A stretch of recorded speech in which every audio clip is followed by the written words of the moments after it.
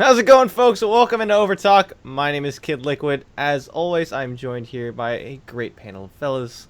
I have Joshua Piscator Lee, Caleb Cable Finn, Chris Bizzle, and Dylan Pepidus Hornbrook. Fellas, we finally have the game in hand, the full game in hand. How's it feel? Woo! Battleborn! I mean, Overwatch! I'm just kidding. In that news as well, guys, if you don't like Overwatch, Battleborn is now on sale. It's now $40 instead of $60. They did do a price cut out of fear. Buy the disc and choke on it is what Chris is trying to say. In other news, if you don't like Overwatch, why are you listening or watching this? Also, fun fact, the state motto of Nevada is Battleborn. Is that really? Yeah, it is. It's printed on my driver's license. Oh. They're going to change it to Overwatch. Of Nevada? Overwatch. Wait, that's the news I want to see. Nevada state motto, Overwatch. We're all dope, soldiers man. now. I would move to Nevada.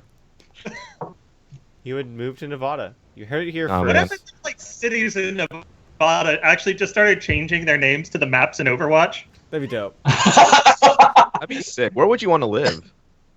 Dude, if the cities, like, actually rebuilt, like, to the city maps, I'd live in Hanamura. Like, come on. Yeah, I would live in Hanamura or Ilios. Oh, Lijiang Tower would actually be kind of dope. Ooh, that would be It would really take cool. you forever to get to your apartment. Yeah. I don't know. Like, I'd like having the night market. The night market's kind of cool. You know, you can walk places. Yeah, Asian night markets, they're the shit, man. They're really awesome. We are. That's what I've heard. Dude, if you live in Southern California, there's the night market that happens every year down here. It's awesome.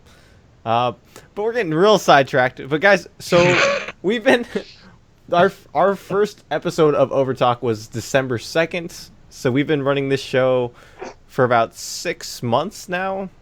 And finally, we're actually talking about a game Yeah, that is available. and now the game is available for the first time, which is really exciting.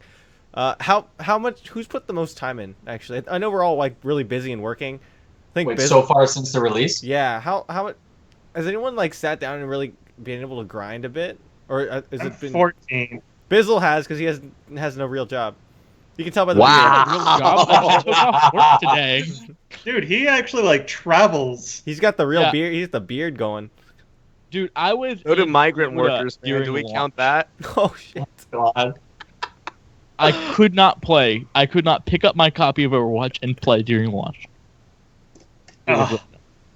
Yeah. So wait. I still actually don't have my copy. We won't go into this whole spiel. I still don't have my freaking collector's edition copy from GameStop. Forget you, GameStop. So sick of you guys. But I bought a digital version because I'm that addicted, and so I bought a digital version, made a separate account so that I can play. That makes sense. I didn't realize. Actually, I should rephrase. My wife bought a digital version, and I've been playing on her account for the past couple of days. Well, Blizzard, we don't approve of count sharing. Account sharing is bad. Cable's joking. He's saying it facetiously. Could you imagine they come, oh, Cable of SoCal Esports, he's a scoundrel, and come in and ban your wife's account? Yeah. No, Ban he's my married. account. What is hers is his. I mean, that's not account sharing. That is. Is that just how marriage works? Yeah. If- What's mine is yours, and yours is mine, depending on prenuptials. That sounds so romantic. Right after the vows, you go over. Now, if we ever get an Overwatch account, we got to share that. I think I Dude, I you think I don't finally prenup understand. after the ceremony. I mean, you prenup before the ceremony. That's the point of the prenup. I guess nowadays there probably should be a line for like digital currency. There's got to be something including digital currency, not just regular currency. RP, Hearthstone packs, all that stuff. Does Dude, my Netflix who gets my account? Battle.net account? Who gets my Steam account when I die? No, right? Samantha get it? Does your baby get it? I don't know. Does she like my 1,000 games that she'll probably never play? She has to get to like Master Tier in StarCraft first before she's worthy. Yeah. Yeah, dude. Stinking up my name. It's fine. You're gonna spoil your kids shit. otherwise. Don't just give her a diamond account. She's gotta earn it. These are tough things to think of, actually. It's like a You're trust. gonna like You Ready have a- Player 2 this shit, and everyone's gonna start crying. Oh my gosh.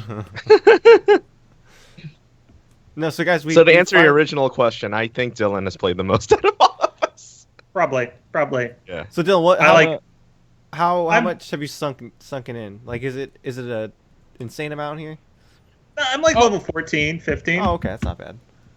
Yeah, I played really hard like launch day, played till like 1 in the morning. Mhm. But yesterday, like fatigue got the better of me, and I just like zoned out the entire day. Slept. It's Sure. glorious. You've been working hard. Yeah. A lot Yeah. of early mornings. A lot of early mornings back to back.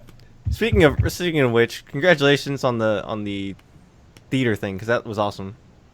Dude, I theater heard- thing and the real life loot box. If you didn't check out Yeah, the real no, life those loot are box, those are awesome. So So jealous. Yeah. Oh my dude, check God. those out. Like you would never guess, but like those boxes were actually like the big thing in making that. Like obviously the stuff inside is great for the launch, but we were so proud to make the actual like physical box. Like yeah, to me, it could have been like empty or with like a note inside, and I still would have been happy. But the thing you never realize is that box is low gauge, custom cut steel. Like it is Oh my so God. ridiculously crafted and designed. Wait, the And box is made of steel? The box is made of steel. How much does that thing weigh? It weighs about a good 25, maybe close to 30 pounds. I What want the that so heck? much more now. Serious? Doesn't Yeah, Pal I have mean, one? Yes. if you watch the influencers like actually pick these things up, they're restrained. Like they are not these paper thin That's plastic awesome, things dude. that you made willy nilly. We How told the much can we I told pay to the be an influencer? Yeah. How long do I No, have to run a dude. podcast to become an influencer? yeah, you kind of need a couple, maybe 10 to 100,000 more followers. God damn it. Yeah. I mean, like that was really cool. I mean, the promotion for this game has been fantastic so far. Oh, dude, that and the character boxes Yeah, those are that were great. out in L.A., Paris, and where was it? Busan or was it Yeah, in it was Seoul? incorrect. It was in Busan. It was in Busan. Busan yeah. of all places is like the But like, weirdest dude, place it's to so have it. funny. I went to Yeah. go see Tracer at Hollywood Highland, which is in LA. And like she lights up, and the whole thing was like it was just a really cool thing. And then after I went, I got text messages all weekend from like my friends or from family that like had no idea about Overwatch, and they were like, "Dude, what's this thing? Like it looks really cool. It's on Hollywood Highland. Like what's this?" It was fantastic to see. I mean, this is a continuation of something that I thought Blizzard did really well with not the most current expansion, but the one before it for World of Warcraft, when they had the giant axe in a taxi in Times Square in New York. Yeah. And people, like, they just didn't tell anyone about it. And it's so funny when video games stop being something on a screen in a house and they're, like, put up in the face of the public. And people always get really interested about it. They might never play the game, but like actually getting them to see it and see parts of it out in the wild where they're not expecting, it's really interesting to see how they react. Sure, dude. My favorite thing, honestly, one of my favorite things is going to E3 every year, and then you walk outside the venue, and there's of course like I think one year there's the gigantic Titanfall statue, and stuff like that, and there's people walking around downtown LA that have no idea E3 is there, just seeing all this random crap and like nerds walking around, and they're just so confused. They're so confused as to what's going on, and they're so interested, and it's really cool to see. But yeah, I'm very excited that the game's finally out. I went back and I checked. Most of us said that the game was going to come out in June, around E3, so we weren't too far off. I mean, I kind of always knew when the game was coming out. I mean, it was one of the perks, Look but I at will tell me, you. I'm Dylan Hornibrook. I know, got all I this know. information. Okay, Shut up, okay. Dylan. I am going to tell you, this is really actually kind of funny. Up until about 2 months before launch, there was a very severe risk that this game was going to slip back to like October. Oh, hold the door. Yeah, I heard Uh-oh. about that. I mean, and I mean, we've seen kind of the issues. Like we don't have competitive at launch, and I'm sure that's something we're gonna talk about here later. But there were a lot of worries about making sure that they were going to meet this deadline. But credit to them, they not only met the deadline, but they've done a fantastic job. Yeah, Agreed. they did a great job. Yeah. Hey, if you guys are watching for the first time, you don't know what this is. All week, Josh and I worked on a piece for Machinima, and it's Overwatch at a glance, and you can go ahead and check that out on Machinima Versus on YouTube, and go ahead and check that out. But otherwise, Good plug. Sick plug, man. it is. You guys already know So what I want to say, the overall talent pool of maybe it's because we've had the game so long. Is everyone just really bad? Is everyone just really bad? Are you saying that as in like the way that League of Legends players say you're really bad? Yes. No. I No, think these I mean, players like- are legitimately bad. legitimately bad. Like they just don't know how to play the game yet. Like, wait, some of people them are on bad. you just random queue with, or are we talking Yeah. people who've been? No, Oh, people- okay, yeah. No, they're really bad. Like I don't think it's bad as much as they haven't really grasped the core But- of the game yet. yeah, but my thing is, we always said that Overwatch was a little like pretty intuitive and pretty easy to get a grasp on. Was that just because we played games the entire time? We kind of understood. Like, I think I took for granted that Overwatch was pretty easy to play. Like, is it harder than we thought it was to the general public? You know what I mean? So, once again, I'm going to say there's a lot of learning that goes into Overwatch. There's, a lot of getting the maps down, getting the heroes down. And I would say, if I look at everyone on this panel, we're all actually pretty naturally inquisitive people. When you give us a little bit of information, it drives us to read in a lot more. Like, how many of you learned about just one hero and stopped learning about heroes entirely? I put over 200 hours into Diva, so I Okay, yes, but you've learned This you've example read just got about every gutted. other hero in the game. yeah. Like, you didn't just learn Diva and say, okay, I'm no longer going to learn about anyone else. I have a Yeah. friend who's literally played Soldier 76, and he can't understand what anybody else in this game does. Yeah. COD Yeah. scrub. So I'm gonna say there's a difference in behaviorisms, I'll say behaviorisms. It's probably not a word, but I'll make it a word. We're gonna Shakespeare this. In behaviorisms that people use, and actually, I think it'd just be behaviors. I don't even know why I'm making a new word. There are different behaviors that people have, and for me, with Overwatch, it's a lot about learning. If you're not willing to learn and adapt and change over time, you're just not going to get better or improve. Like, stubbornly trying to practice the mechanics of just one aspect, or like one trick ponying things, doesn't really work. Yeah. I mean, You should see my it Diva. depends. I do think you need to familiarize yourself with everything. You need to create your understanding of the playing field. I do agree with that. But then once you have your basic understanding, I actually think focusing is the best way to improve. Focusing on a single player, a single hero. I mean, same goes for League. You focus on a single League player or League character until you're platinum, and then you start, getting kind of more diversified. Look at this I pro mean- and platinum over there. Yeah, platinum. Like, I both agree and disagree with you, because I totally understand, because coming from StarCraft, like, you practice one build, and then, like, that is your build for, like, every matchup. Or for at least one of the matches. Anyways, so you practice that build, and then, like, you get that down, and then you move on to the other things. But in Overwatch, the problem is with that mentality is that you just don't, like, if you can't have that mentality. You have to switch at some point, unless you're the only healer or only tank in that game. Sure. I would argue think with that I think that Dylan brings up a good point in that some people will just focus in on one character, and a lot of us kind of think, because I agree with Dylan in that we're probably naturally like exploratory, inquisitive people, but there's a lot of people, when we see in a lot of other games as well, who just focus in on the aspect that they're comfortable with and thing that they like. We see this in League MOBAs all the time. They're like, all right, I'm going to play Annie. I'm only going to play Annie. I'm going to learn everything there is about Annie. And it makes you wonder, like, you run into those players in solo queue and you're like, all right, you've been playing since season 2. How the hell do you not know what Caitlyn does? Like, you see a Caitlyn net away, it's like, huh, it's been 5 years. I had no idea she can do that. And I'm kind of saying that jokingly, but at the same time, we've all had that experience where it's like, oh my gosh, Malzahar just locked me down. Have you not known that for the past, like, 18 years? Like, Hey, it's there's a possible good for chance people that to someone ignorant. hadn't seen Malzahar in 4 years. that Very is a good pretty good chance. That until mid-season Mage update, someone had not seen Malzahar before. I couldn't I- believe that. I know League players that had literally never played against Malzahar until he got updated. But still, in Overwatch, I think it's harder to get away with that. I think everybody yeah. should put in an effort to learn every single character, because there's only 21.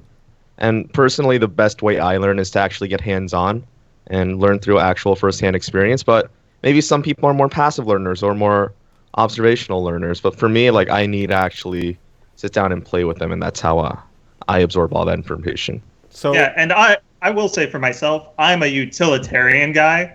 Like, I will learn to use like as many tools as possible over like mastering one, just because I'm a very like team focused guy. So if I see like gaps in teams, I'm always like trying to fill them. So my personal style is very different from other people.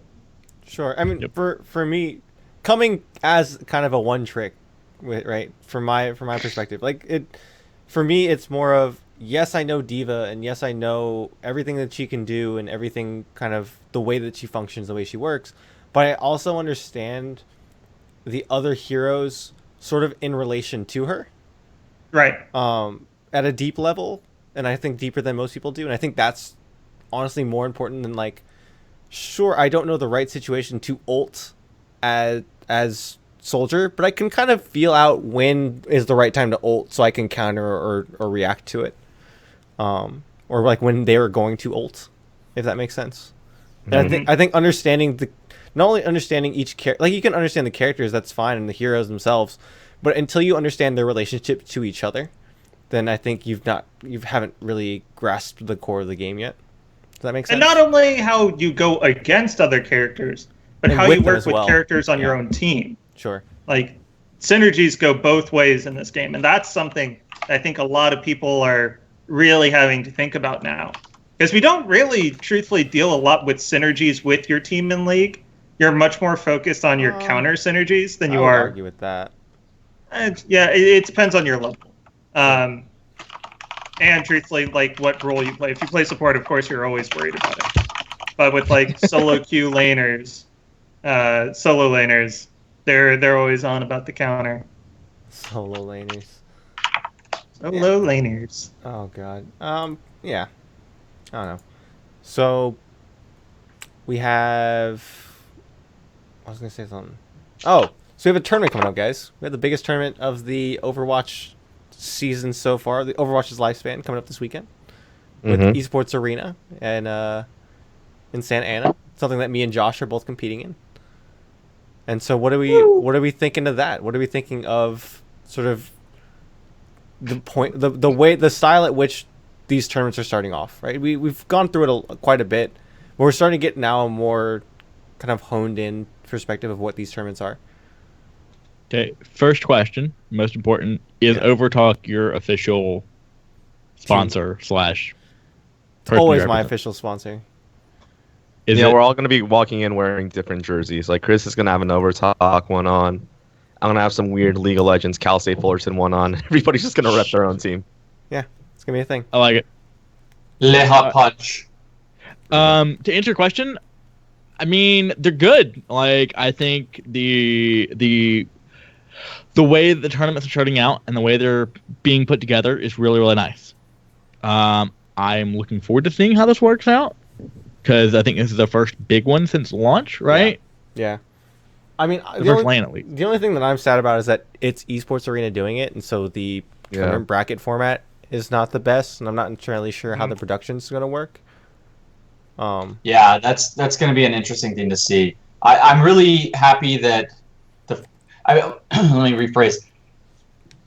It's a good launch event for a grassroots style that's not officially supported. It's great to see that right off the bat, $10,000 prize pool is coming in. It is definitely the biggest, most exciting thing so far in the game, and to that effect, a lot of big names of teams are coming out. Josh and I had this discussion though. There's lots of Overwatch pros who are going to be attending this tournament. Lots of Overwatch pros. How in the heck are you an Overwatch pro yet? The game is just released. Unless your name is Seagull. Unless your name is Seagull. Even then, I wouldn't say he's an Overwatch pro yet. There's like He's not even on the best team. Like he's on Luminosity. Like Cloud9 reunited, and I'd say probably envious for like a 3 seed here. Yeah. But I mean, Cloud9 showing up, you're going to feel a difference. Like let's be honest. you can joke about calling them pros, but at this point, if you're going to take a map off of Cloud9, I will be really impressed. Well, get ready to be impressed by our squad, Dylan Hornibrook. Yeah, We're yeah, gonna I'm roll ready. through this entire bracket. Dude, biggest fan right here. I'm gonna watch and like, Yeah, I'm praying gonna for the check you upset. How hype What would be if he upset? won? What are you talking about, Dylan? Get out of here. The upset as in Cloud9 beating us? Because I'm pretty sure that's what you meant, right? Yeah, Of course, Josh. Of course. Dude. They've been boot camping at Nvidia ever since the game came out, by the way. Yeah, they've been boot camping like crazy. Yeah. So I mean, I'm excited to play in it. I'm curious to see how the meta shifts and how it forms, and we'll talk What about meta it. shift? There were no changes except for like some ghost changes. but Well, I mean, they did not call out, but they're there. I mean, I was gonna ask about that. If there were any balance changes on release. I didn't see anything, and I haven't felt any differences either. The only one, and this is a ghost change that unless you have played Symmetra enough, you wouldn't notice, but her cooldown on her sentry turrets is considerably lower, allowing her to actually get all 6 of her turrets out on some maps. Ooh. Oh, that's That's kinda exciting. I mean, like, so by meta shift, can you bring it back a little quick? I meant by meta shift, like this is the first time that we're having the wide public play this game, and so when you get it in that many more people's hands, I'm curious to see what differences come up out of that and what things are discovered and sort of compositions that we weren't thinking about before when it was only like a couple thousand of us that were playing. It's a little different, and like you have open beta weekends that allowed more people in, but that's nowhere near what people are playing now. Yeah. So we'll see how that goes, and we'll be discussing that at the end of the month with our meta monthly breakdowns. If you haven't seen the show before, Yep. Wait, isn't it the end of the month? No, it's not. I'm plugging all over the place, boys. I see Cable smiling at me. Technically, next Wednesday is the start of next month. Yeah, Oh shit, we're gonna do it next week. this is the end of the month. It's okay. I guess no. this show's over. It just This fell show's apart over. right here. Yep. We're gonna done. We're doing it. We're doing it for the end of next month. But yeah, I'm pumped, dude. I'm so excited that this game is out. What? So was everyone waiting at 4:00, waiting for this game to open? I was. I wish. I wish. No. We were at Josh and Hey, I were it's at 7 work. p.m. my time, so you know That's that's true. actually That's pretty true. good. That's true. Yeah, Josh and I were at work, and of course we work in esports, so our whole office was waiting for it, and it was just the 20 minutes that the game wouldn't open or that the servers were crashed. Literally everyone in that office was flipping its shit. Right. And it was funny because we were making fun of all these people. There was like something like 300,000 people on Twitch just watching people try to log into the game. We're like, haha, Oh my look at gosh. these losers. They're just waiting for 200 people to no. log into the game. By And the then we time were the sitting game there launched, watching. there were 300,000 people Yeah. watching Overwatch while no one could play Overwatch. It was actually kind of cool, and my favorite tweet about it was the entire world has come together to watch a loading screen. Like it was it was literally that. Like everyone was watching this screen waiting for the game to load up. I think there were over 100,000 people in the Overwatch subreddit too trying to get updates. Wow. r/all, the top post on r/all for that whole day or that whole like after 4:00 was the servers being down, and then the third post was from the moderators of r/Overwatch saying that they will update the page when it's up, so please stop spamming the subreddit. Like those are two of the top 3 posts on Reddit for that whole day. Here was my favorite story from Reddit that day. So on that first post, the one you were talking about, the restart/all, Yeah. the first comment on it was literally unplayable. And that guy got gold 5 times. Oh yeah, it's great. And then the next best post to come up after the game had come up was servers are up. And the same guy, top comment, was literally playable. And he got gold 3 more times. So that guy literally made 2 jokes for 8 gold. That is like awesome. the Reddit story of honors. So time out. Good. Overwatch Twitter just tweeted out that they're having a limited edition Farah Funko that's limited to the Blizzard Gear Store. So it's starting, boys. Wow. Oh, dude, don't worry. Merchandise is. No, I yeah. know. Dylan, It's Dylan, down. you know things. Is my diva coming? Can I buy a diva Funko? I cannot. I truthfully don't know on that. Okay. I cannot. All they've told me is I that don't, maybe. merchandise will be heavy and will be coming. Yes. I do not know what the items are. Dude, There's gonna be everything I'm under so the sun excited. for this game. They're merching it so well. I'm so Yeah. excited because I have the other ones. I have there's 5 so far. There's the limited edition soldier that came with, or that is at GameStop. There's the Tracer, Reaper, Widow, and then the 6-inch Winston. So there's 5 so far. So we're like almost a fourth there, man, of having every hero. And then this Pharah now makes 6. That's great. Oh yeah. So we were kind of glossing at this, but why don't we actually talk about how successful this game was at launch? Yeah. Like, we joke Yeah. about it being down for 20 minutes, but Yeah. it was only down for 20 minutes. And I mean, sure, there were people that complained about getting kicked intermittently, but for the launch of a game with this much hype and with this much attention, those servers held up remarkably well. Oh yeah. They Like, did really well. I saw. think this goes down as the best launch in Blizzard history. I I think would so. argue Heart of the Swarm did pretty well. Although that was an expansion, but like that did beautifully too. I didn't have any problems with that. For a No. brand new game with brand new servers or coding Yeah. or whatever, integration, it did incredible. And I saw a good post from somebody on one of our SoCal Overwatch groups that was like, everybody complaining about the servers being down for 20, 30 minutes, but really they released the game a day early. Everybody said it was going to be May 24th, May 24th, and then they released it May 23rd at 4 p.m. It was a day early. So whatever time you got from 4 p.m. Pacific or wherever you were at up till the 24th was really free extra time that you shouldn't have counted on. No, Even that said, only 20 minutes of downtime on server launch is incredible. I will say, and please notice this, that Blizzard, in their marketing, they will tell you the day by the time it is at midnight in Europe. And they do a very good job at this, at making sure their European community is addressed. So anytime you hear a day, it's usually because and we say, oh, they got it out a day early. It's actually no. They always do the marketing to the European side, and we just never think about that in the US. We're like, oh, they said a day? That's got to be talking about the US. But no, it actually did release on the 24th in Europe, as they had previously stated. Well, in So- that case, screw Blizzard and their 20-minute lateness. Like, I want my money Now back. you're I'm late. so Wait. entitled to those extra 20 minutes. I could have been doing so much in that 20 minutes, and instead they made me wait to play a video. Dylan, but all the StarCraft games launched at midnight or the day they were supposed to launch, though. Yeah, but see, those were not FPSs. FPS is for Europe. And plus, they're doing this as an internal change very recently since... Okay. Yeah, I want to say that it's like almost within the year that they've started this policy change. probably Okay. because Diablo, Reaper Souls, and regular base Diablo were both released at midnight on West Coast. Yeah. I mean, like, I will say it was nice that they released it early, but like, killed some hype, man. Like, What, you Oh, wanted to, no you way, wanted it to be dude. midnight? You wanted it to be 3 a.m. Eastern complaining? time? okay, so Bizzle, what the fuck? Are you complaining that this released earlier? hold on, and hear me out here, because there is some truth to this, and hold on, okay?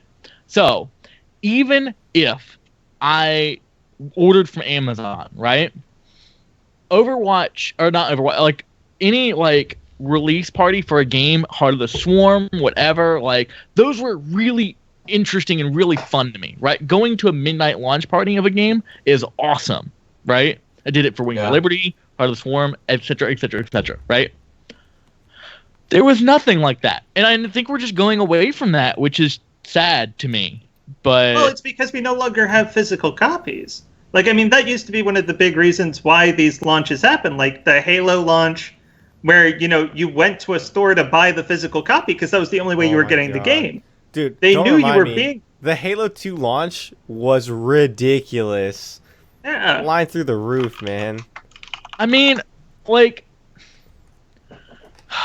I kind of agree with Bizzle on this. I was a little bit disappointed that there was no official grandiose Blizzard Overwatch launch party. I mean, every year here in Irvine, Blizzard's located here in Irvine. They hold this big party or not every year, but at every launch, they hold this big party at the Irvine Spectrum, which is our local big outdoor mall. They have a huge grand stage, and they do all these cool activities, and they have all the developers. And we're talking like 50, 60 developers all on a line of tables, like a circle of tables, and you have a line, and you go take your box to everyone, and each of the developers signs it, so you have some crazy awesome box with 50 developers signing it. There's all this hype that always happens around whatever, StarCraft, Hearthstone, or World of Warcraft, or Diablo every time. And this game didn't have anything like that. We had a Cal State Fullerton student-run 250 people Overwatch launch party that was fun. I enjoyed it, but it was no Blizzard amazing, huge production. But I think that's smart. You can't afford it anymore. And not from a monetary sense. From a community aspect, you can't do one-offs like that anymore. And Riot's felt the pain of this, and Blizzard's felt the pain of it, especially in the past 5 years with the advent of Reddit and social communities being so much more tethered than they are nowadays. If you run a limited event in a single city for a very select group of people, you are going to get blasted. You're going to be held accountable in so many ways for being in such a small amount of places. And companies are extremely, extremely adverse to that right now. I agree. I disagree with that, though. I mean, in Irvine, like, you can't just say it like, oh, well, we're putting in every city. No, I mean, like, it's Irvine. It's Blizzard HQ. What are you going to do about it, right? I wouldn't be pissed off about it. No, I'm just... Bizzle, this is the same community that's complaining about a 20-minute delay, Bizzle. No, Blizzle, I completely agree with you. I think you're right in a normal sense. If everyone was, not total dicks about it, you're fine.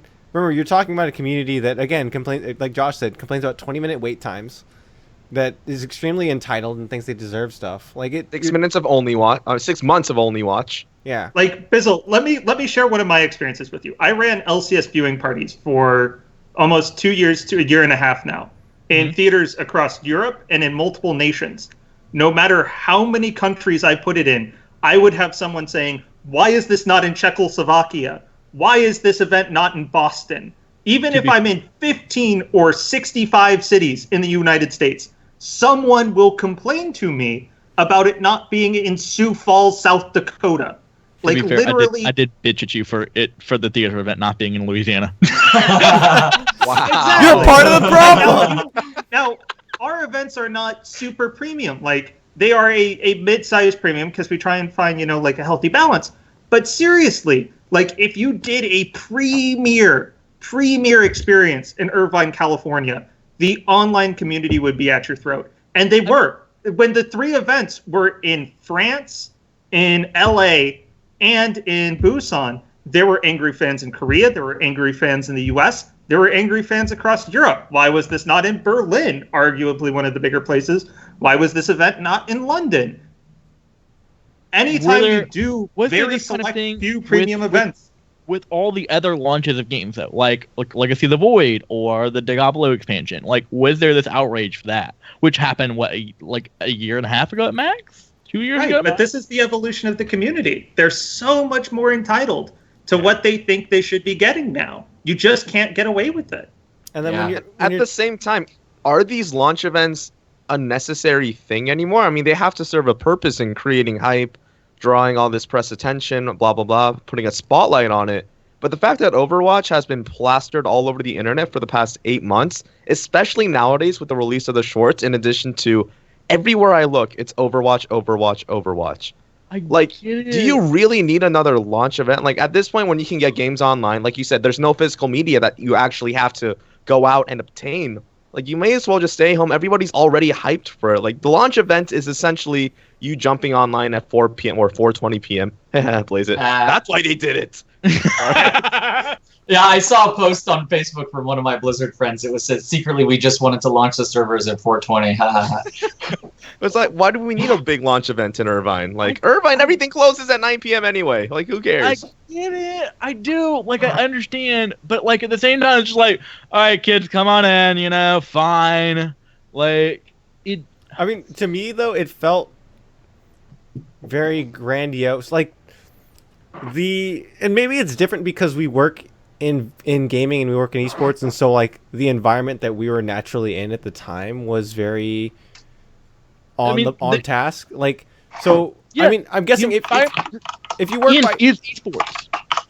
No, I know, but like, whoa, who's typing? Bizzles with the angry typing. I'm not typing. No, like my thing is, even in our office, everyone was super hyped. Everyone's excited. Like, for the past week, or for the past, like, this whole week, everyone's been pumped, excited, like, ready to go, talking about Overwatch, playing Overwatch. Like, it's an exciting thing. And I think, like, the communal thing is turning less into a large scale thing and more of a what's around you kind of community scale. And, like, I felt the hype not even going to a party. Which normally, yeah, I would go down to Irvine and kind of party it up. And I've done that with StarCraft and Diablo. And, is it sad not to go down there for Overwatch? Sure. But, I mean, do I miss it? Nah, think about it. Not really. At a I mean, like, you were at a party, but you were at, like, the environment that I am talking about, right? Sure. With, like, 10 or 15 people that are super hyped about this game, right? Sure.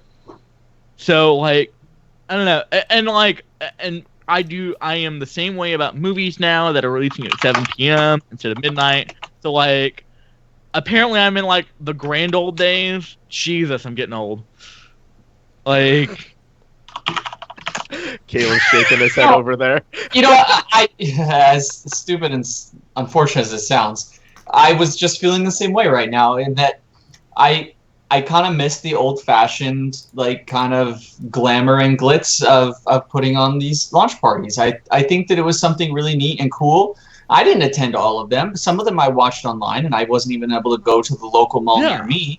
But I think there's something really exciting about it. For the Heart of the Swarm one that they did, they even had like a whole launch day. Granted, there was a community already built around it. It was an expansion and all this stuff. But they had a whole launch day where they featured community videos, right? Like, if you recorded yourself in a little YouTube video or a little video, you sent it in, then they did these all day. They had day 9 there at the stream. They were doing content all day. I don't know. It was a really cool, neat thing to just be involved and engage the community. Now, I absolutely see the point of why it didn't happen. The money was perhaps best spent elsewhere. All the hype and all the, it was a freaking ubiquitous title. The name Overwatch, everyone and their mother knows what it is right now. They branded cars, right? They had, like, people pimp their rides into Overwatch stuff, and they had billboards, and they had all this stuff across the world. So, and the digital shorts. Like, okay, let's say that the digital short costs me the same amount of money that a launch party costs me. Which one would I choose, the digital short or the launch party? Short. Well, you gotta go with the short. I think the digital short. Yeah, no, I get it. It has worldwide appeal, and exactly, I get it too. Chris, and I understand, and I know the decision. We're all but it does make Chris. Like, it does make my old-fashioned soul a little bit sad here. I mean, I don't feel that old-fashioned, but I'm pretty up with the new kids. The HOTS. Oh my God. It's funny you mention that because the HOTS launch was like my most excited launch. I remember, like, and this is so dumb, but like they were like asking for people to post up. So I was on a bus on the way to work, and I like wrote in the fog of the bus like hashtag HOTS launch, and like took a picture of it and like sent it to them. Like, it was dumb and stupid, but like that is my most cherished memory of a Blizzard launch. Right? Writing Windows alone in a bus. Got it.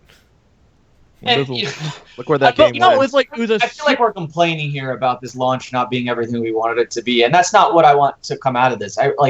I'm really excited about the launch. I think they did an incredible job. I think there was a Forbes magazine article or online article or some major news outlet saying that Blizzard accomplished with this something that basically no other title has ever accomplished before, and that's having an incredible community and hype built on the day of.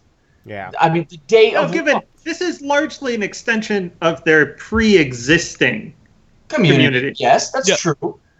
Okay. But, I mean, that part. I would say EA has a pre-existing community, but I don't think they could have accomplished this. They also have... this is... For me, I'm looking at this. This is really an extension of a track record of excellence with Blizzard. Of course. Like, I mean, it's very hard to look down Blizzard's title list and see anything where you like go, oh, that was bad. You mean Superhero Task Force? Okay. We're not talking 20 years ago. Yeah, 20 years ago with an off-brand title. Yeah, but no, with Blizzard IP, it's a pretty stellar list. Yeah. Like, they have such good credit with the community that you just know that what they put out is going to have hype. Like, it's going to have an inbuilt community, no matter what they build. Like, they went into arena shooters this time. They've created the genres of their past IPs, like the isometric RPG, the MMO, like the RTS. All of these, they created their own genres, and now they've stepped into a genre. They didn't create the genre, but they've stepped into a completely different genre once again. And it's just like they could make a sports title next, like if they had the licenses to, and people would still be hyped about it. Yeah. And you got to give commendation to the unfortunate decision they had to make to cut Titan, which eventually led to what Overwatch is today. I mean, maybe somebody saw something or realized something about Titan that it was not going to live up to this standard of excellence that you're talking about. That has blossomed into Overwatch today. Sure. I mean, if you guys go on to GameSpot, GameSpot did an amazing three-part piece on Overwatch and sort of where it came from. And they do, they're 20 minutes a piece, and that first 20 minutes is on Titan. And they talked to Menson, and they talked to a bunch of the devs that worked on Titan. And they basically... real good. Yeah, it's fantastic. So please go ahead and check that out. But they go ahead and talk to Menson, and Menson talks about how Titan became this sort of idealistic super project that everyone sort of... Blizzard's famous, and the way Blizzard games work and function so well is that everyone on the dev team works for a singular goal, and they see they don't want a part of the game. They want the game themselves to be, or they want to give a little bit of themselves to the game and own it as a group. Where, when you're looking at Titan, they said that people got certain ideas that they liked or certain things that they liked in their head, and then went over and were kind of protecting what they wanted in the game in particular. And so the game sort of became a very individualistic kind of project. And so through the ashes of that, they came together as a team and made Overwatch.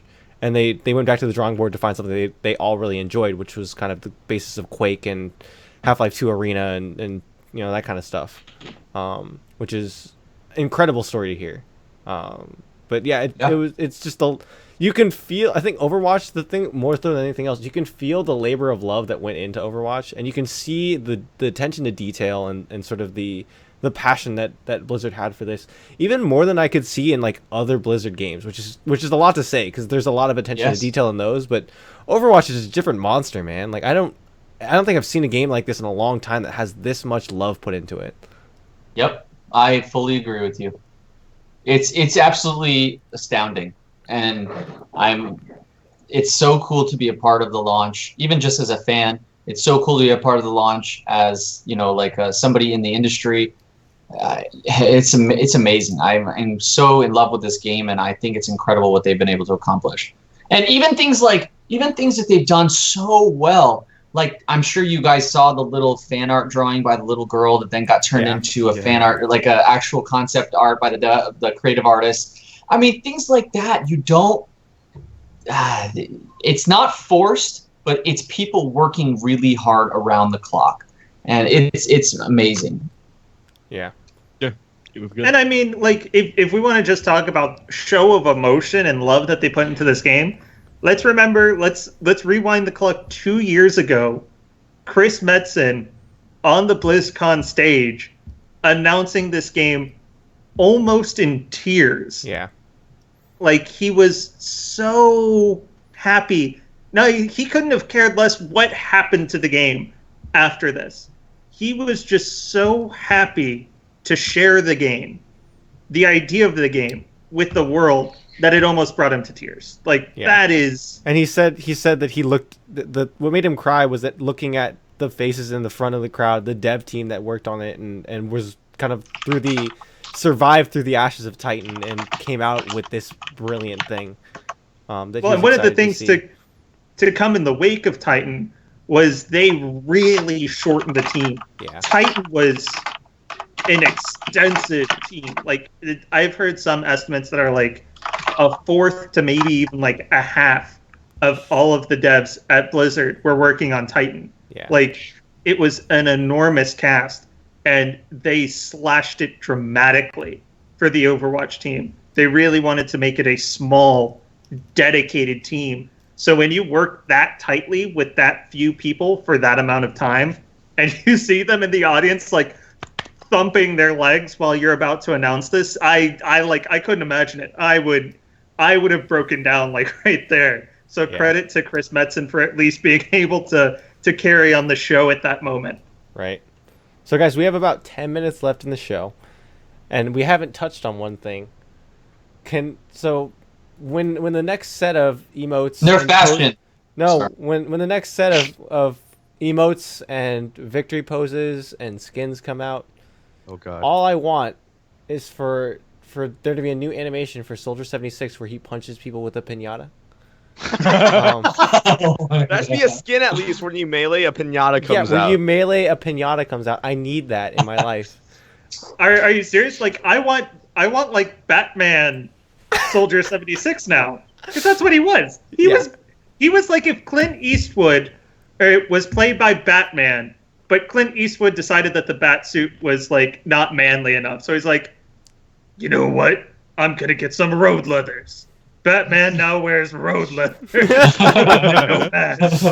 It was just great. Like to me too, the part of the short that kind of threw me for a loop was when the girl runs back to her mom and she's like, "Mom, you won't believe what happened." And then my favorite Reddit comment was like, "Yeah, I'm sure your mom would love to hear how you almost died." Like, I saw that one too. Yo, my favorite part was the fact that after she had survived such a horrifying ordeal, she still went to go buy the flower. Like, that is some good family values, or just an absolute fear of your mother. I don't know what it is, but she actually like. She did say my mom was gonna kill me, right? yeah. Oh, this is true. So it's just Maybe that's just like life for her. It's like we're just seeing like what a day in her life is like. She survives explosions regularly, is like harassed by gangsters, and she's like, you know what? Screw all of this. I'm gonna go buy some flour. I'm gonna buy some flour. I thought it was going to come out like the very end that her mom was like an incognito former Overwatch member or something. I thought that would have been sick. Cool. That would've been sick. Now just hang with me here. When I first saw it, like the speech of her mother matched really strongly in my mind with how Farah does her pronunciation, and I'm like, how screwed up would it be if it was Farah's mother just like ran away to Dorado and had this whole new family that we only found in the cinematic? Could you imagine like having Farah, a character who already has like so many mother issues in the dialogue we see with her and characters in the game? Like, how weird of an evolution would that be if that was real? It's messed up, man. Everything's a soap opera, man. Everything's a soap opera. That's canon now. But yeah, like is Farah Mexican? Wait, Farhi? Yeah, that is definitely not a Mexican name. No, she's Egyptian. Yeah. Yeah. That makes a lot more sense. Dude, so this wasn't my favorite cinematic. Like, I still think Dragons is better, but like, I wasn't expecting Soldier 76 to be as like hardcore as he was. Mm-hmm. That dude's got some eggs, man. Real. Yeah, I'd agree with you on both counts. Here, the Dragons one was actually amazing. Like, I felt like I was watching Saturday morning cartoons when I was watching that. I was just, like a little kid who woke up at 6 a.m. in the morning to watch my cartoon. It was awesome. But this one definitely had those feels. It definitely did surprise me. I don't think we actually talked about Dragons too. Dragons, to me, I love the way they intertwined that, like the legends and the story and with the animation. It was great. The writer did a phenomenal job. Absolutely phenomenal writing. Well, you know what the funny thing was, and I learned this in the short interview we had as part of the cinema launch parties, that the actual story was idealized by the movie Jiro Dreams of Sushi, with the relationship between the two brothers in that movie. And that's what the film director brought in and said, you know what? We're going to do this brother versus brother aspect. And that's how they decided this was the content that was going to be for Genji and Hanzo. Incredible. Was that for the original story or for the cinematic itself? For the cinematic itself. Oh, okay. Because dude, so I fully dove into lore. I got the collector's edition art book, or the visual guide or whatever, which is incredible, by the way. If you ever have a chance to flip through that thing, and Cable, I know yours is coming, but like when you get it, just flip through it. You had to go there, huh? Just flip through it, man. It is a beautiful work of art and a great compilation of stuff. And they really dive into the lore and sort of where they came from. The Genji Hanzo lore is so interesting to me, and like all the characters have really interesting lore, but like that storyline is so cool. For anyone watching that doesn't know, Hanzo and Genji are brothers that come from this kind of a Yakuza clan. Genji, the Shimada clan. yeah, but it's essentially the Yakuza. And so Hanzo is the stronger, bigger brother that's going to take over after his dad dies. And Genji is the younger brother that's the playboy that likes to fool around and mess around. And once their dad dies, Hanzo takes over, and there's family pressure to go ahead and get Genji in line. And so Hanzo approaches Genji to get him in line. They don't agree, and they get into a fight, and then Hanzo ends up killing Genji. And then Overwatch, so he thinks. Or so he thinks, and then so Overwatch ends up getting Genji, repairing his body, and then recruiting him in. First off, can we say this also adds a little bit of edge to Mercy's lore? Because she forced an almost dead person into an almost metallic body. Yes. Like, that's pretty hardcore to just throw someone into a cyborg body. If anyone watches Agents of S.H.I.E.L.D., that's happened before. That's Phil Coulson shit right there, dude. That's exactly what I was thinking. I was thinking the new RoboCop. Have you guys seen that movie? Yeah. The scene where it's like his organ, when all the robo pieces come off and it's just his like organs on the table. I was like, oh god. Yeah, I mean that for Mercy. Like, I feel it's a weird thing to have in her storyline, because everything else she's like, oh, it's the perfect combat medic, and, you know, she's doing her best to save people. But she did some insane testing on Reyes, who would then become Reaper, and she throws Genji into this, like, robot body that he then has to deal with, like, his conscience of being, like, half robot, half man. And I think Genji's story is one of the most intertwined stories between characters in the series, because not only does he have his brother relationship with Hanzo, he has this like savior/creator relationship with Mercy, and then he has this like almost pupil relationship with Zenyatta, who teaches him to be like at peace with himself. It makes Genji like, it seems like he has one of the most intricate storylines in the game, despite the fact that he was not one of the initially like released heroes. Oh yeah, and that he was an offshoot of the Hanzo Genji combination, right? That was a single character that then got split into two brother characters. Yeah. I mean, really, really cool. So like, I'm just thinking about it now. I'm staring this Farah pop figure in the face, which looks beautiful, by the way. You should go look at it. I'm trying to think of like what the next wave is of these things. So like, say there's an exclusive. So say there's 5 per wave, right? There's always one exclusive. So there's the GameStop exclusive Soldier. There's now the Blizzard exclusive Farah, right? And then you would think 3 normal ones and then a 6-inch, right? So in my head, look, I'm thinking Hanzo, Genji, a 6-inch Reinhardt, and then maybe a Mei, just for the cuteness factor. I'm thinking a metallic silver, like chromed out Genji that's a Comic-Con exclusive. Ooh, that'd be so cool. So Dylan, not Comic-Con, but I'd say BlizzCon exclusive. Yes. Dylan, it's got hilarious 4 to or watch 5 your months face between right those now. two. I just Why, want are you just trying to like see like I'm like Dylan watching He know? knows. exclusively, and it's just like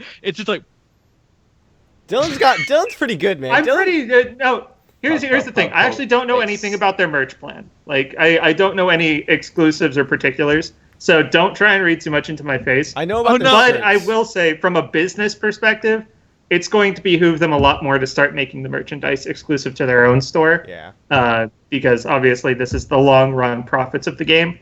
So it would be unlikely, in my opinion, that you would see anything like GameStop exclusive unless there was, just some insane payout by a business or brand to receive exclusive. From what I know, the Soldier thing was just, I think, to help with Launch. pre-orders and launch and stuff like that.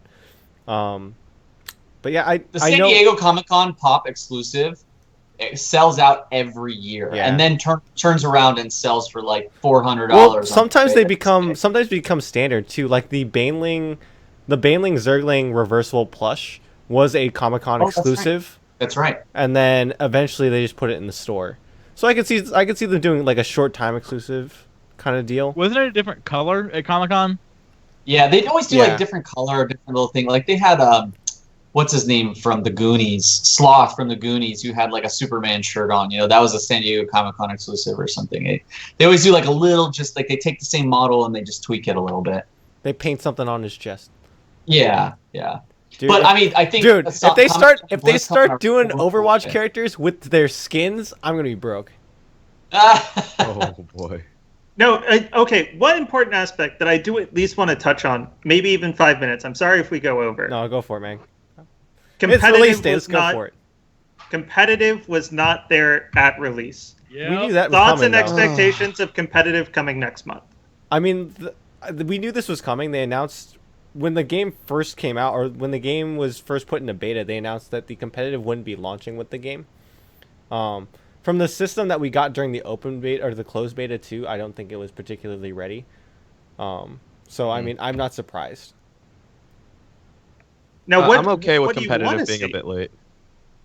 Honestly, because we were working with such a limited player pool during the actual beta that I don't know if they can get an accurate representation or a read on the balance of these heroes.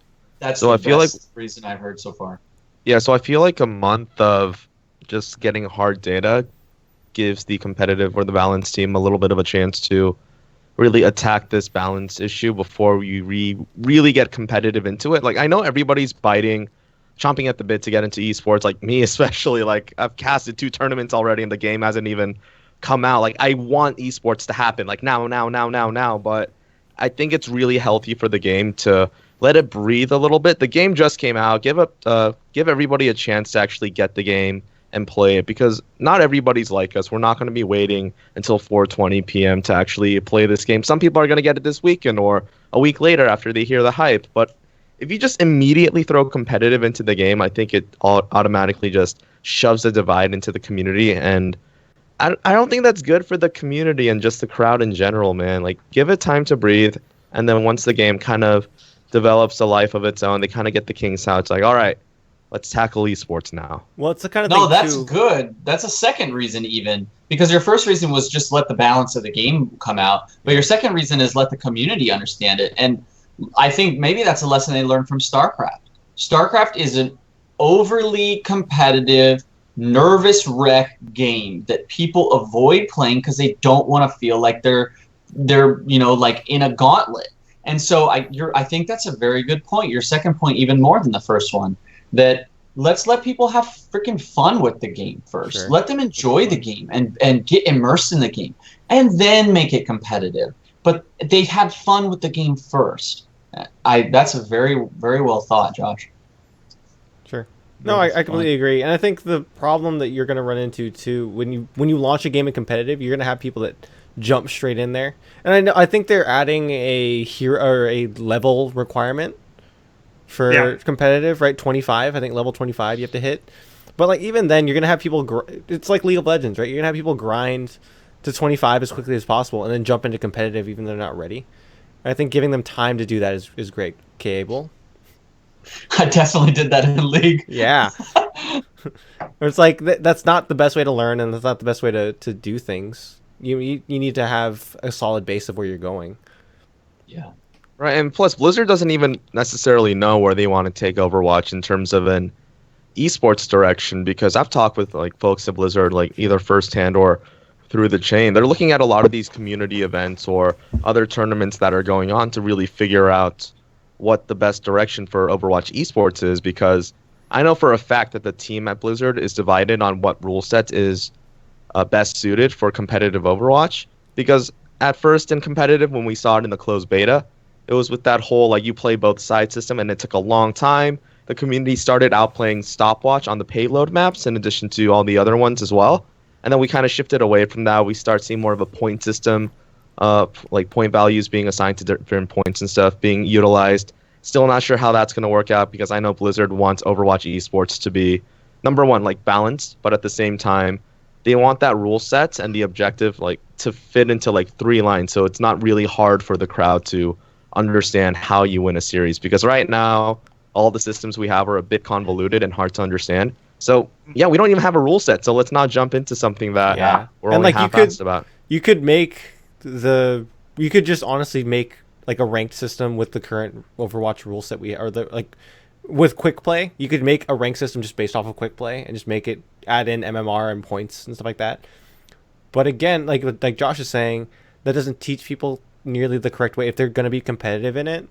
Like, at what point do we have hero limits in a ranked game? Like, at what point does that work and how does that function? Like, I think that's the biggest hurdle is at what point are you hurting the casual audience? At what point are you serving the competitive audience? I think that's a problem that a lot of games run into. Especially one like this where the game inherently wants you to play the same heroes or multiple heroes, where sometimes now we figured out that that's not the best way to play competitively. So it'll be interesting to see. Well, also this balance between competitive and the casual crowd is going to become the more people actually get better at the game, and the more that there's still a casual flood of people like coming in and playing at the base, it's going to be very hard for them to answer both communities at the same time. Yeah. Because I'm pretty sure your casual crowd is still chanting Nerf Bastion, and your competitive crowd is literally screaming to Nerf McCree. Like, literally at the top of their lungs praying to God that McCree gets nerfed. Yo, so if you want to see some McCree play, watch the esports arena this weekend and watch our team. God. We're gonna... What, are you going to do like competitive triple McCree? No, we got a ringer, boys. 6 McCrees. Done, No. son. No, Josh knows. We got a ringer, boys. We're good. All right, we have a former competitive CSGO player who picked up the Overwatch, starts 1v3ing people as McCree his first day of playing, and all he says is, these kids are bad, man. Because his aim is just that good, and that's something that's going to be horrifying to see, especially on characters like McCree, Soldier, or as he so affectionately calls her, Rocket Bitch instead of Farah. No, and the thing Blizzard that I loved find that. funny is that no one plays Farah into competitive right now. Yeah. They've actually, but we'll get into that later. Well, it's, Yeah. it's Still, funny. It's funny to see too, just like really quick, of how staple she was in the beta, and like When now she was she's super just busted. Yeah, now she's just not.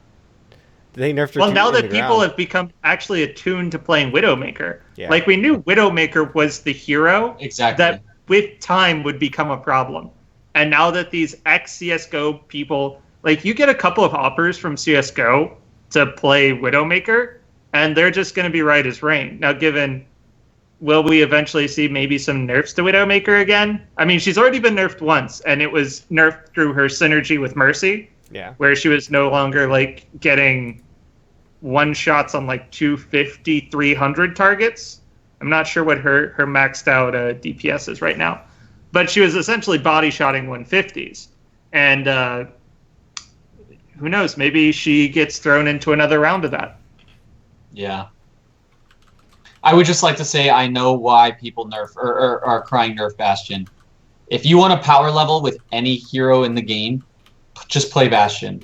I mowed down an entire team twice all by myself yesterday because these kids don't know how to play the game. And so, yeah, if I didn't know how to play this game and I started playing and I got mowed down, my entire team got mowed down by this machine gun, like railgun character, not railgun, what's it called? Gatling gun character. Yeah, I'd be pissed too. And I mean, a lot of times it was it's just like the fact easy that mode, man. Easy you mode. don't know if you don't know the maps, you don't know how to move around the outside, and you're forced into these choke points. And there's standard positions for Bastion. There's standard positions for Torbjorn. Until you understand those standard positions, you can't avoid them, and you just walk right into them. I was like, straight up day 9 line them up moment. Yeah. I mean, it's funny too. Again, it all goes down to like how we saw this in the beta too. Of people got progressively better in the beta. By the end of the beta, we were with the small core group that we had of like maybe a few thousand people. It was actually pretty solid. Like the level of play was actually pretty high. and I think we got used to that. Like we were seeing Genji's do But that's crazy like stuff saying that and, like, Wings of Liberty level of play was high in the beta too. It Sure. absolutely was high, but it just skyrocketed after launch. No, but I think miss it. I think that's I what miss I think that's what we got used to. Like, and of course it's going to get higher, but I think right now we're starting to see the underlying thing here. Well, let me put it this way. It's actually been kind of miserable for me because I'm a tank support focused kind of guy, because I'm trying to make sure that the team fills out and has some of the non-DPS roles filled. And when you play tanks and you play supports, you rely on your DPS to do what you expect them to do. And I'm sitting there with Reinhardt wall up, and I'm like, get behind me and fire. And I'm just out in the middle of nowhere now because my team was off doing something else, and I'm just stuck on the payload with the shield wall. And I'm like,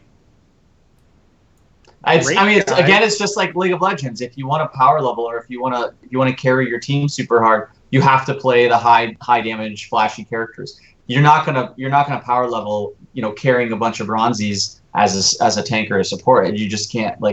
You could be a challenger level support and you won't carry your team of bronzes. Yeah. I'm gonna try. I'm gonna just great run Zarya. Does Zarya still count as tank? You do enough DPS She's on a her. hybrid. She's a hybrid. I consider. Yeah, her. hybrid. Like Diva. Dylan, Yeah. can you teach me Zarya? I tried today and I was bad. How can you be bad? You just press E every time it's up, and it's seriously like the most broken thing ever. I Kinda did. is when you think I about was You still get bad. a card every game. I've never played Zarya for an extended portion of a game and not gotten a card at the end. Okay, teach me your ways, Dylan. We can double Zarya. It's legit. Baller. We had 6 Yeah. Zaryas on Shield team. each other, you're done. Dude, did who was in my 6 Zarya game? I know I did it with John. I think it was John and Mark. And I did do a 6 Reinhardt. I think I was game. in there. I think I was in there for that. Yeah. No, we did 5 Zarya, 1 Lucio. That's it. 5 Oh, Zarya, 1 geez. Lucio into a team that tried to cheese us with 6 Roadhogs. And we just ran through them to the point that eventually we chased them back to their spawn when we all had ulti up. And we just unleashed 4 Zarya ultis into this team of Roadhogs. And they just... That is awesome. Sure. Just put them in a row with each other. It's like if you have 2 black holes pulling you from both sides, don't you just get ripped in half? That would be such an intricate reaction. Just seeing this pain demographic, their health just disappears. It's like instant death. That'd be great. Then who gets the kill credit? Oh no, you'd have to kind of 50-50. split it. Maybe half. he who ults first gets the kill credit. Oh god. All right, we're gonna end the show off that note. Good note. But guys, the game's Good. finally out. It's exciting. Yes. We had a We'll great discussion. So please go back and do that stuff. Like I said, if you don't play Overwatch, go ahead and check out Mission of Versus. We do have a video up there. And then yeah, it's gonna be great.